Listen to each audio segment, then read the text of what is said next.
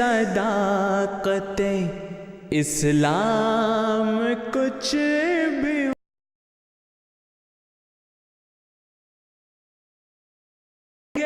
हम जहाँ भी के जाना पड़े हमें, जाएंगे हम जहाँ भी के जाना पड़े हमें.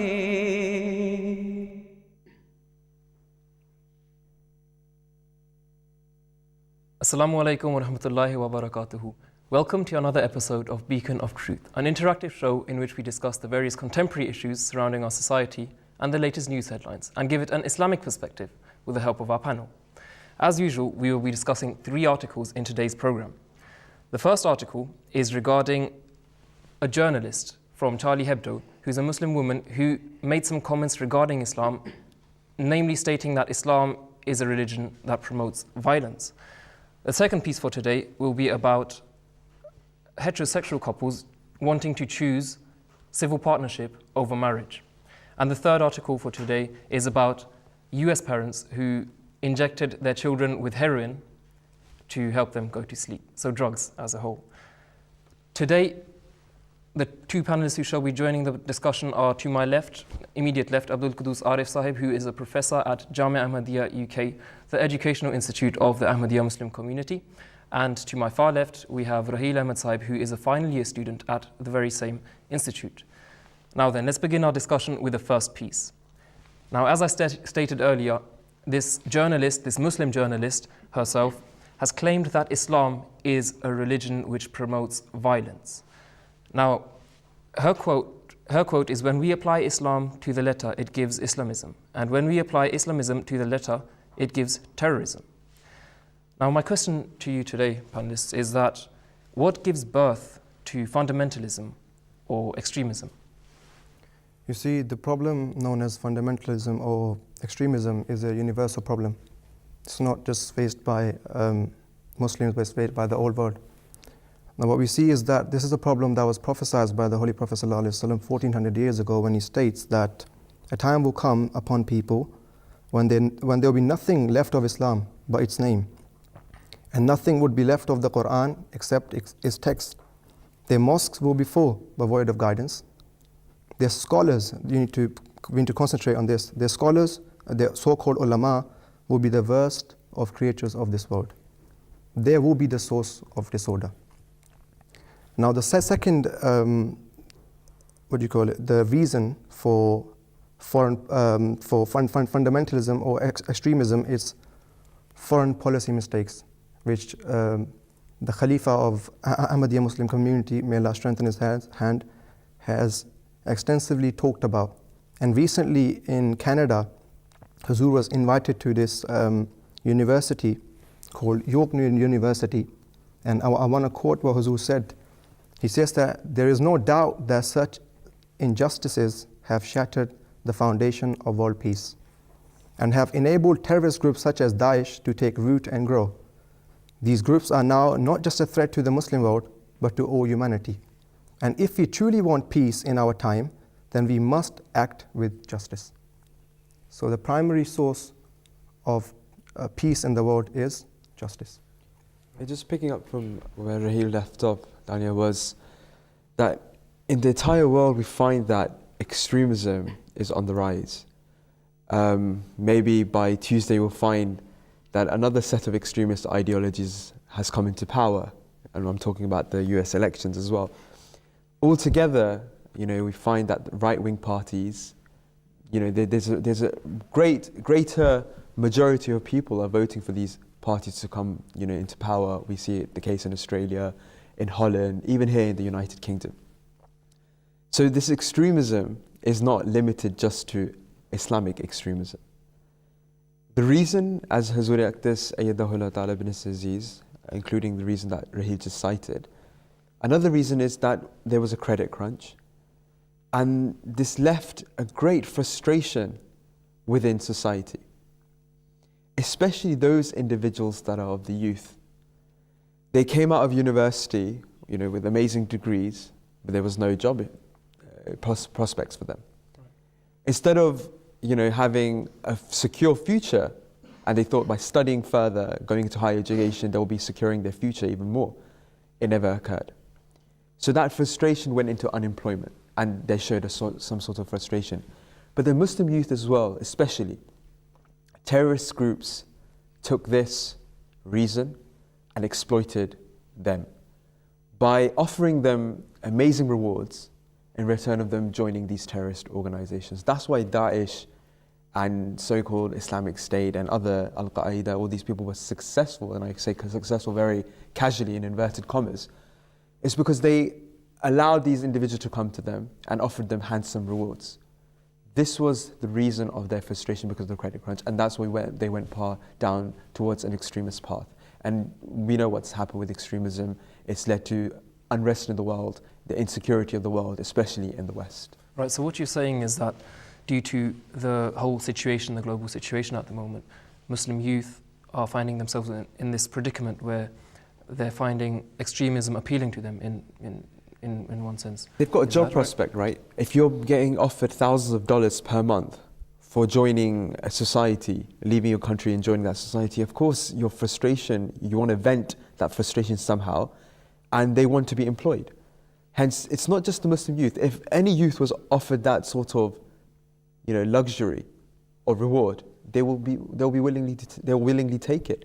But if you put religion into it as well, that's another thing it's sentiment that strikes people, it strikes people's hearts. They're like, okay, our religion, so-called religion, so-called rules in our religion tell us to do that. And the Holy Prophet ﷺ, as Raheel quoted as well, that they will be the source. Because the ulama are saying that this is what you need to be doing, hence they're attracted towards this. And on top of that, they're getting reward as well, so-called reward. So all these things add to the fundamental ideologies that these groups like Daesh are promoting. Right.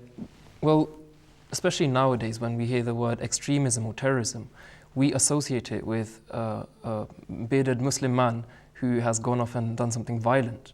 But as you're saying, it's because maybe he couldn't find an alternative, or maybe that side of life was appealing to him because of his situation. How about non-Muslim youth who find themselves in the same predicament where they can't find a job and they're stuck in that level of society as well? What's their alternative? That's why I started off my discourse by saying that extremism or fundamentalism is on the increase. Today, if it's not a Muslim youth, any other youth, and they're unemployed, what they're doing is they're blaming, they're scapegoating people from outside of the country. So, for instance, immigrants. They're like, okay, the reason that we cannot get a piece of the cake is because our cake, or the pieces of our cake, have been given to other people. The reason the NHS is unsuccessful is because others have taken our right. So they're always thinking that our rights have been taken. So it's not just a Muslim youth radicalization issue. The reason for radicalization overall in society is when people think that they have certain rights and those rights are not being met. Whereas Islam, Daniel, teaches something completely different. That even for the betterment of society, if you have to give up your rights, then do so. And that's why our Khalifa, Hazrat Khalifa al-Masih al-Khamis, Hazrat Mirza Masroor Ahmed, may Allah be his helper, is traveling across the world and speaking to different parliaments, speaking to different world leaders and policymakers, and telling them, mate, you have to do everything with justice. Without justice, peace cannot prevail. And without peace, you'll carry on with these ill ideologies will be spreading, and unfortunately they will spread not just to the east, but to the west, but across the world. Right, well, coming back to the article, the journalist, as a matter of fact, needs 24-hour security around her. And not just her, even whenever an atrocity occurs in the world, mostly nowadays, and we have Daesh, we have different terrorist organizations who claim that this is on their behalf. So they claim that Islam teaches them to do this. So my question is that, can we not say that actions, in one sense, speak louder than words? Because we are telling them that Islam is not what they portray, but their actions say otherwise. I don't think so, because what the statistics show that there's about 80 to 97% of terrorist-related fatalities that occur in the world are Muslims. So it's not just her that is under threat, but whoever goes against the ideology, they're under threat. So that does not validate her argument that Islam is a religion of violence or it promotes killing of others. Yeah, completely just picking up from Raheel, I mean, just because they're practicing a twisted or version of Islam, that doesn't mean it represents Islam. We have to see Islam for all of its beauty. And the sources are the Quran and the life of the Holy Prophet ﷺ. Nothing else matters. No alim, no scholar, no cleric can say anything. And if they say something which is according to the Quran, according to the Sunnah of the Holy Prophet ﷺ, then of course we have to implement upon it. The reason is that Islam, as he stated right at the beginning, the reason why all this is happening, especially with the Muslims, is because it was prophesied by the Holy Prophet of Islam, on whom be peace. And hence, a Messiah, a Mahdi was to come and reunite Muslims all together. And this is what the message we're giving today to our viewers, to everyone, that the Mahdi and Messiah, Hazrat Mirza Ghulam Ahmad al-Qadian has come. He came in 1889, and now he has a succession of Khilafat, a spiritual caliphate which has continued. And see what the caliph is doing of the time. You know, he's gone abroad to Canada at this very moment. He spent approximately 5 weeks there already, promoting peace, and promoting not just peace, promoting what Islam truly is, which is a spiritual movement. It's a religion. It's to do with man fulfilling his right towards God and man fulfilling his right to his fellow man. That's it, nothing else. And anything which is contradictory to that is not Islamic. There is a quotation of the Prophet ﷺ that I wanted to quote. It states that no true Muslim has ever believed that Islam should be spread by the sword. Islam has always been propagated through its inherent qualities. Those who, calling themselves Muslims, seek to spread Islam by means of sword are not aware of its inherent qualities, and their conduct resembles the conduct of wild beasts. So the Prophet ﷺ is making it clear that Islam, the actual purpose of Islam was never to spread by the sword. I think it's clear as well, Raheel, that from this extract, the famous quote where we keep hearing as well, that you can conquer lands, but you can't conquer hearts. And Islam is a religion, and it's a religion which is meant to get you closer to God. So you can, by the bent of the sword, you can convince someone to follow a way, but it's not faith. Faith lies in the heart. And Daesh, what are they doing? They're killing their own fellow Muslims for believing anything but is their ideology. So again, which is completely contradictory to the Quran. As for this journalist, you know, if you read the article itself, we're talking about Islamist. Now this term has also been coined, you know, for these individuals. It's unfortunate that the term has the word Islam in it, because Islamism is a political movement, you know, which has nothing to do with the principles of Islam, which is of peace, which is of tolerance, which is of acceptance, which is of religious freedom. You know, this is what constitutes Islam. And it's just unfortunate this is just a term which is being coined by the West. Right. So would it be correct to say that the reason that this term is associated with Islam, or the reason that the word Islam has actually come into this term itself, would it be correct to say that the media plays a role in this? It's not just the media. I'm sure that the term Islamist came before, you know, this media boom. But of course, the reason why it's propagated so much now. A simple example is that, for example, the word terrorist, it was there before 9/11, and it was used as well in the English lexicon as well. However, since 9/11, the word terrorist more or less is associated with a Muslim carrying out a terrorist act. Now, the term's always been there, the word's always been there, but it's been specifically defined by society, by media, to mean a particular thing. So these things happen even in the world today. You go out there, you know, the word Islamist has been coined, and it reflects these ideologies, but it doesn't mean that it reflects Islam. Like I said before, and we keep reiterating, that Islam is from the Quran and from the example of the Holy Prophet of Islam and nothing more. Well, you mentioned the Quran. It's interesting because this journalist mentions the Holy Quran in her article as well. So she claims that the Holy Quran cannot be taken as a constitution because it was revealed during a barbaric time and the laws presented by the Quran were only for that age. In other words, they are not applicable in today's society. This is her claim. But we as Muslims have always heard that Islam is a universal religion for all times to come. So how can we prove this?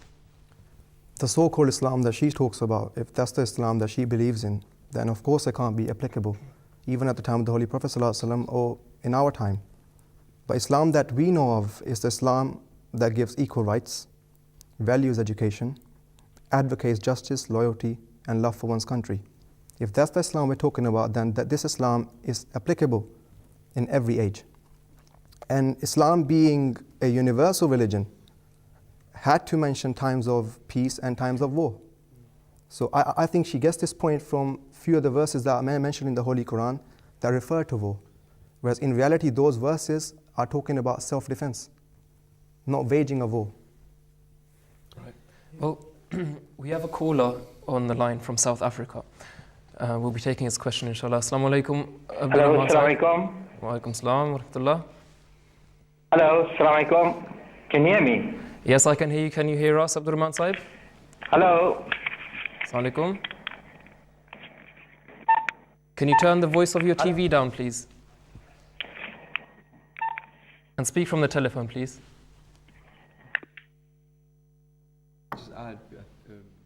We'll come back to the caller later then, inshallah.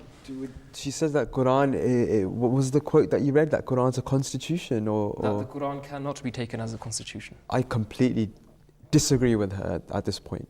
The Quran is a perfect constitution for one's life, whether it be politically, whether it be religiously, whether it be any sphere of life. Quran is the perfect constitution. Why I say that, if I've got time, is that if you look at the life of the Holy Prophet ﷺ, upon which Hazrat Aisha said that Kana khuluqul Quran, that he was the exemplary example of the Quran, and his vision, his actions were all to do with the Quran. We see that he was a statesman as well as being a prophet. And the state that he created, i.e. Medina, he created a perfect state whereby not just Muslims, religious people of different faiths, non-religious people, pagans, all these individuals live together in peace and harmony. And of course, we have the Constitution of Medina as well, which was basically the building blocks for the constitution of human rights that we have today. So all these things, what Islam is, or the Quran is, what it promotes, is actually in fact constitutions of various different spheres of life. Jazakallah. We'll try receiving the call once again. Assalamu alaikum wa rahmatullah, Abdul Rahman Sahib.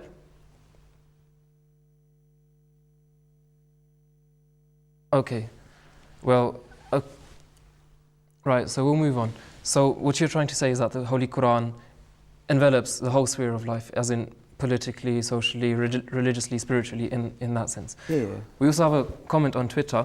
Islam means peace itself, and Ahmadis are promoting the same message, the real teachings that the Holy Prophet Muhammad sallallahu alaihi wasallam taught us.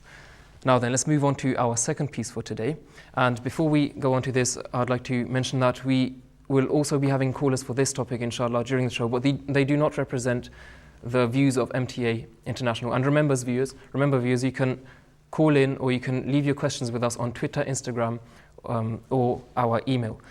Now then, our second piece for today, as I mentioned earlier, is a heterosexual couple demanding to have a civil partnership over marriage. Now, according to the couple, a civil partnership is just another way of formalizing their relationship. And what a civil partnership consists of is the same legal and financial rights as a marriage. So my question here today is that if that's the case, if they're having the same rights as they would have in a marriage, what is the fuss about? Why should they choose marriage over? The purpose of marriage in Islam isn't only about protecting legal and financial rights, but piety and righteousness is at the heart of it. Now you see in this day and age, infidelity and fornication is on the rise. And the reason being is that people, they don't demand piety and righteousness in their marriage.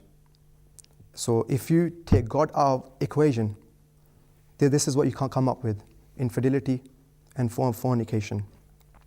Now, Islam doesn't consider any other relationship apart from marriage as lawful, but this civil relationship, as we're talking about it, is a step forward in a way, because at least they are accepting the responsibilities similar to that of marriage. And as we're talking about Islamic view, there's a verse of the Holy Quran that I want to quote. Allah the Almighty states that, and among His signs is this, that He created for you mates from among yourselves, that ye may dwell in tranquility with them, and He has put love and mercy between you. Verily, in that are signs for those who reflect. Yeah, I think so, as just continuing on that the civil partnership, that we have to understand that it's everything which a marriage has, apart from the fact that it just takes away religion from the equation. That's it. The rest of the rights, as Raheel explained, all those rights that are given to a married couple are there.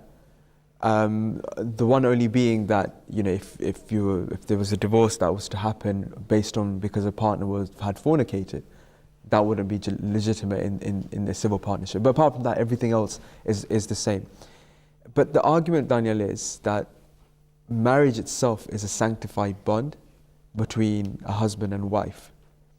And it's marriage which is found in all religions of the world. And it's basically two individuals going in front of God and expressing their love, their sincerity, their loyalty to each other. That is what marriage.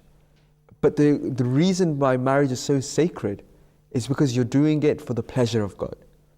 It's not just for lustful desires or carnal desires. Rather, you're fulfilling another commandment of God by uniting as a couple. Whereas a civil partnership, the only thing is that they have taken away the religious aspect of it. The rest is the same. You can call it a marriage without God. And that's what it is in essence. And that's something Raheel was saying, that yes, before, instead of having such relationships outside of the bond of marriage, right, it's a step forward. At least the society is going back towards that aspect. Exactly. Right. So let's get another opinion on this topic and then we'll come back to the panelists. We have another caller with us, Shaista Gaur Sahib. Assalamu alaikum wa rahmatullahi wa barakatuhu. Wa alaikum salam. Thank you for having me. Thank you for joining us. So what's your opinion on this whole topic? As you know, we're discussing civil partnership over marriage, or marriage as a whole in Islam. So what is your opinion regarding this topic? I think, I'm really concerned that there is a significant number of Muslim couples in the UK that are not in legally registered marriages. So, you know, if a spouse comes from abroad and it's a foreign marriage, that's recognised in this country. But if you have an Islamic marriage in this country, unless obviously you have a civil registry or even a partnership, as you're talking about, it's not going to be legally recognised, which leaves a lot of, particularly women, because they're the more vulnerable party, not protected when that union breaks down. For example, we have calls on the helpline, women can be left homeless. Particularly if they've got children, it's even worse, without any money, etc. So we're all for, and we're encouraging Muslim women, and obviously we focus on, go and have a civil registry, and we're even pushing the government as well and saying, because the significant numbers only have the religious marriage and don't have the civil, maybe perhaps to make it, we'd like to see it made compulsory, so you have that first before you have the religious marriage, because that will means that, particularly the more vulnerable party, women will be more protected. As to the debate around which one do you do, civil partnership or do you do the marriage, as long as you're protected and you're protected in both. The key thing is your rights are protected in both, particularly your financial rights are protected in both. So it doesn't really matter which one people would opt for. I would think more than likely, because people are already used to doing civil registry amongst the Muslim community, they'll probably end up sticking with that one, I'm guessing, because there isn't, when you actually say the words that you need to say at civil registry, there's not really a religious element to it anyway. So I think that's what, perhaps a civil partnership may not catch on, but I don't think it matters if you have either, to be honest. Right. So, again, just as Qudus Sahib said, the whole point of marriage and even the civil partnership would have been to keep the rights of both the man and the woman safeguarded. So, Jazakallah, that was Shaista Gohar Sahib, Chair of Muslim Women's Network UK. Thank you for joining us. Her opinion counted. As I said, it does not represent the views of MTA International, but again, her view counted. Now then, back to the panel. Yeah, just picking up for what Ms. Gohar Sahib was saying. Right. I mean, yes, it might not make a difference, but I think Islam already protects the rights of both individuals. I mean, when you come into this bond of marriage, it really looks out for the rights of women, especially. I mean, she was fearful of the fact that women that are being brought, especially from different countries, and they're married off to Muslim men. Well, if it was a perfect Islamic society, she would not have to fear for this, because if we look at the life of the Holy Prophet ﷺ during that time period, women's rights were, of course, the Holy Prophet ﷺ came as a mercy for them as well, and ensured that when they get married, those rights are protected, the rights of inheritance from her husband, the rights of her children. The Quran goes as far as to say that don't hurt or harm the mother through her child, and the protection of even if she gets divorced, her rights when it comes to that. All these things that were taken care of. So again, like the first article, the Quran is a constitute for everything, every sphere of life, whether it be divorce, whether it be marriage, whether it be inheritance, anything you want to talk about, the Quran will have laws that are exactly as we find them today in some countries. Right. Well, we've received a question on Twitter, and the question is, can you please elaborate on why marriage is always a better option as opposed to having a girlfriend? Sorry, could you repeat that? Can you please elaborate on why marriage is always a better option as opposed to having a girlfriend? As I stated before, that the only relationship lawful in Islam is marriage. And of course, it's safeguarding the rights, as we talked about. Why is marriage the only relationship lawful in Islam? Because Allah the Almighty has stated that Islam, of course, it saves the rights of women, as we're talking about. But as we said, when we're talking about marriage, the piety and righteousness is at the heart of it. When you're talking about a girlfriend, how long is she going to stay with you? And there's one more thing I wanted to say about that. Islam does not say that you cannot marry those who you like.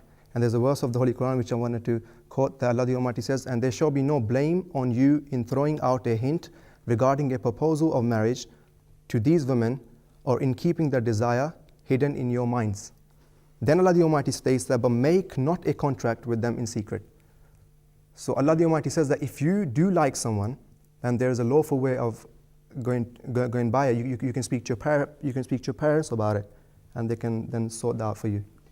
Yeah, I think Daniel, as he just said, that it's about being chaste. A relationship outside of marriage, no rights are protected, either the man or the woman, or the girl or the boy. There's no responsibility for each other. If they're having a child, that child, even till this very day within the law, his rights aren't protected.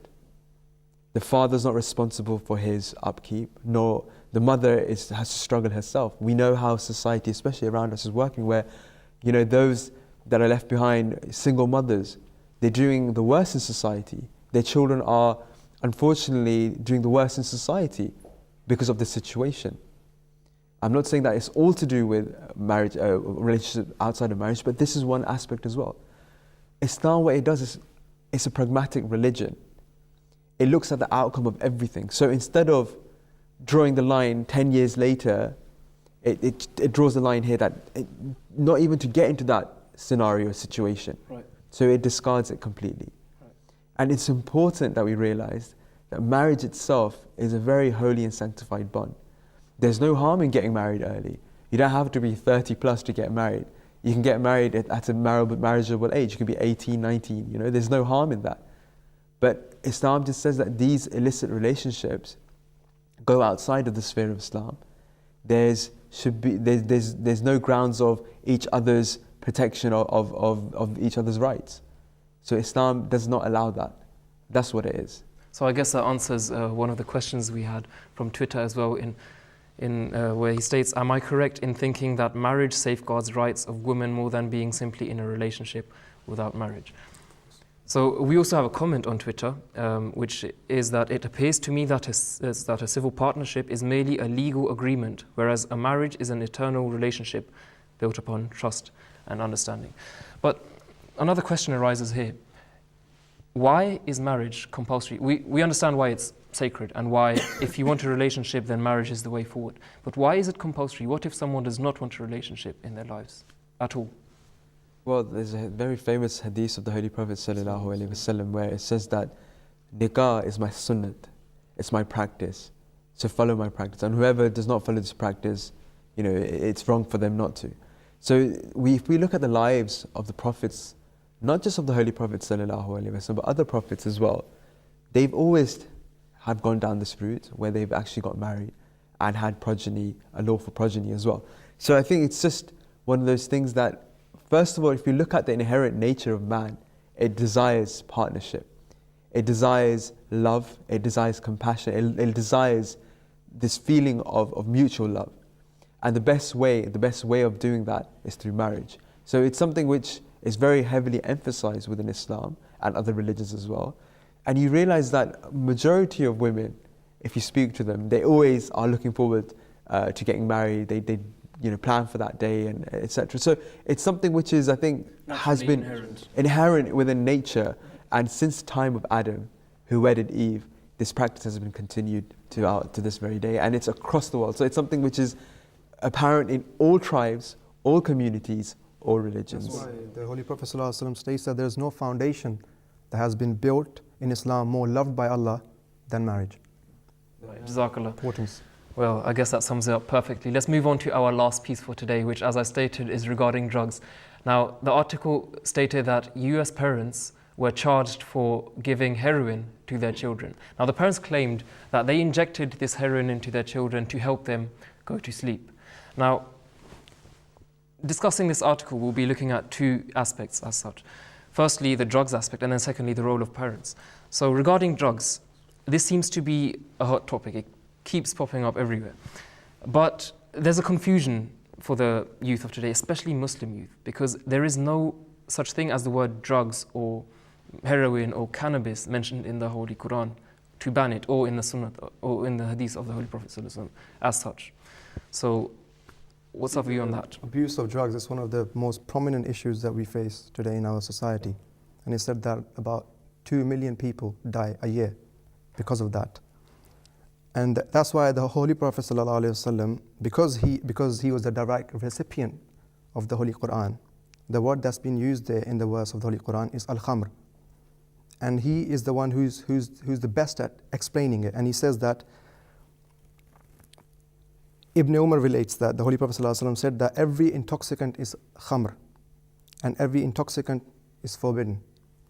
So it's not just our alcohol that's mentioned here, but it's also all the drugs that we'll be talking about. Then there's a statement of the Prophet ﷺ that I wanted to state. Prophet ﷺ states that eschew all immoderation and abstain from every type of intoxicant. It is not alcohol alone that ruins a person. And then he names all the drugs, opium, ganja, tarhi, there's different types of drugs. And he says, and all other addictions are similarly destructive. They ruin the mind and destroy lives. So shun all such substances. I cannot understand why one would choose to indulge in these intoxicants when year on year they claim the lives of thousands of addicts, not to mention the torment of the hereafter. So making it clear. Right, so as we've heard that drugs are harmful to the body and they're intoxicants. Well, that aside, drugs can be harmful, of course, but in some instances we see proof as such that drugs can be used for medicinal purposes, such as in the hospitals, or even some people claim that marijuana or weed as such helps people.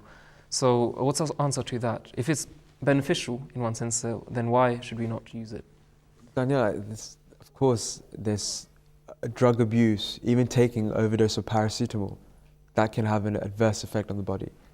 So it's all to do with limitation and moderation. I'm not condoning taking any drugs either. I'd like to clarify that as well. I'm just saying that every drug that's available, whether it be, over the counter or any classified drug as well, by abusing them, your body's gonna become harmful in one way or another, in one form or another. But as he said, that Islam says that anything that intoxicates your body to a degree where you lose your senses, that's forbidden. So even taking a paracetamol, like I said before, overdosing yourself, you're harming your body, which is forbidden in Islam. Anything which harms your body is forbidden in Islam. I think not just in Islam, in society itself. We have so many drug-related issues within society. The NHS, because of alcohol alone, I was reading somewhere, 2 to 3 billion pounds per year is just spent because people are using alcohol and they're abusing alcohol. See, the sanctity of life is far greater than anything. But to save a life, of course, these drugs can be used. But the thing is that the widespread use of it cannot be justified. Right, so I guess it's like, for example, coming after the drugs issue is like extremism as such, as well, that too much of it isn't good for the society either. Yeah, absolutely. Addiction in itself, Islam says khairul umuri awsatuha, that the best way is the middle ground. So being addicted to anything where is so much addicted that you forget about everything else, you're not fulfilling the rights to the people around you. We're not even talking about religion aside. The people around you, those that care for you, that love you, you're wasting your education. You go down a road where majority of drug addicts, they end up behind bars. So all these things are affecting society. Emotionally, it's affecting that individual. That individual is not reaching their full potential. So why would you waste that for a moment's pleasure? Of course, the next question is that if someone is a drug addict, then how do you get it? Then you try your utmost to get them to the right people, show them to the right people. But the fundamental thing is that individual has to change himself as well. He's willing to change. Without that, then it's difficult. Right, well, coming back to the article, as I stated, it was the parents that injected the children with the drugs. Now, on the outset, or what they claim is that they did this to help them to go to sleep. Maybe, who knows, maybe they thought it was the best way to go about it. But at the end of the day, the upbringing of the children comes down to the parents. It's the parents' responsibility. So what does Islam say about that? So Islam talks about, the importance of upbringing your children in such a way that, because they're the next generation and they need to be, well kept.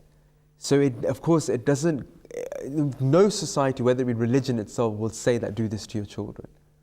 It wants the best for your children, and Islam promotes the same thing. It doesn't want any abuse directed at your children. It wants the child to grow as an individual themselves. Of course, religion itself gives you parameters, and families or parents should ensure that these parameters are given to the child. Speaking with experience, I wouldn't want my child, I would never even think about injecting something into the body. But then my responsibility as a parent is to make him a proper person who can be useful for society, rather than become a negative or a burden for society. And that's the responsibility of the parents. And parents who do this, who do not care about their future progeny or generation, as the hadith of the Holy Prophet ﷺ says that if you leave behind good children, they become a sadaqah for you. That means that because they are giving back to the world, because of your tarbiyat, your nurturing, your upbringing, you're going to be getting the same reward for the works they are carrying out. That's how important Islam says that the upbringing of children is. And we find that this upbringing is found in the life of the Holy Prophet ﷺ, how he was to his children, and in the life of the Holy Prophet Messiah ﷺ. And we find the Khulafa have done the same thing. Right, so in our opinion as the Ahmadiyya Muslim Jamaat, it's important to instill the love of Allah in the upbringing of children from an early age. But we have a question on Twitter regarding that. How can parents put love and fear of Allah in their children's hearts, especially in this society where religion is on the decline? Raisa? I think it's better to put Allah's love in children's heart than is fair, because children, of course, when they're young, they're more inclined towards love. And if you remind them of favors of God from a very young age, then when they grow up, they will be useful to the society. They will become human beings where they'll be useful to the society. And that's what we find at the time of the Holy Prophet ﷺ, how he treated children, how he even his elderly companions, there were some children in them. And among those companions, we hear about Hazrat Anas radiallahu ta'ala anhu, who later becomes a great companion, and he's relating a hadith of the Holy Prophet ﷺ. One of the greatest scholars. One of the greatest scholars. Exactly. It's not just that. If we look at the actions of parents and grown-ups, how that has an effect on children. You know, Hazur Ayyadahullah Ta'ala bin Aziz always says that if you want your child to become a person who's good for the faith and religion, then your actions should speak as well. It's like me saying to my child, go do your prayers, and I just lay back and do nothing. Or go to the mosque, I say to him, and I do nothing at all like that. It's very hypocritical, because I'm saying one thing and my actions are completely different. And where children, they look at actions more than words. Exactly. If you look at a child, he'll copy you doing your prayers rather than learning the words themselves. That's the first stage of learning, that you copy those actions. You know, talking about the Holy Prophet ﷺ, if you remember Hazrat Ibn Abbas, Hazur would make him read namaz with him, or pray with him, observe prayer with him. You know, the same prayer mat. So these small things, when Imam Hassan and Hussein were with the Holy Prophet ﷺ, for example, Imam Hassan took a date from the zakat, and the Holy Prophet ﷺ said, "This is not for you," and he took it out physically for him and explained to him. Right. And instead of just shouting him down, the way he explained to his grandchild, and with love and compassion, that they learnt it straight away. So all these examples that we find from the life of the Holy Prophet ﷺ shows us how to behave with our children now, how to do the upbringing. These are just few small examples. Right, well, coming back to Raheel Saab's point, really quickly in just a minute, please, Raheel Saab. You mentioned the Holy Prophet ﷺ's attitude towards children. We have a question on Twitter. Did the Holy Prophet ﷺ ever hit his children? Simple answer would be no. And we've explained that the Holy Prophet ﷺ, being merciful mankind, how could he ever hit children? So Qudus Sahib explained it with many examples, that he would tell children the beauty of a thing, or he would tell how bad a thing is, but he would never strike children. And that's what we see at the time of the Prophet ﷺ as well. He said, we tell children to pray, but we never force them, because they are praying for the sake of Allah. They're not praying for the sake of me or anyone else. Right, so it comes down to the parents again, yes, exactly. Because they have to lead through their example. As you mentioned, the example of that you can't just tell your child to go and pray and sit back yourself. You have to pray as well. Right. But most importantly, Daniel, just sorry cutting you, you have to pray for your children. That's it. There's no other way about it. You can do all you want, but there's prayers where the Holy Prophet ﷺ said that the prayers of a father for his son or his child are the key to paradise. Not these very words, but along these lines. I'm paraphrasing that the prayer of the father for his children are heard in the heavens. Right, well, Jazakallah panelists for joining us today and shedding light on these topics. Unfortunately, we have run out of time. We must end the program here. Jazakallah viewers for joining us. Remember, you can leave us with your comments on Twitter, Instagram, email, and during next week's program as well, inshallah. Until next week, Assalamu alaikum wa rahmatullahi wa barakatuhu.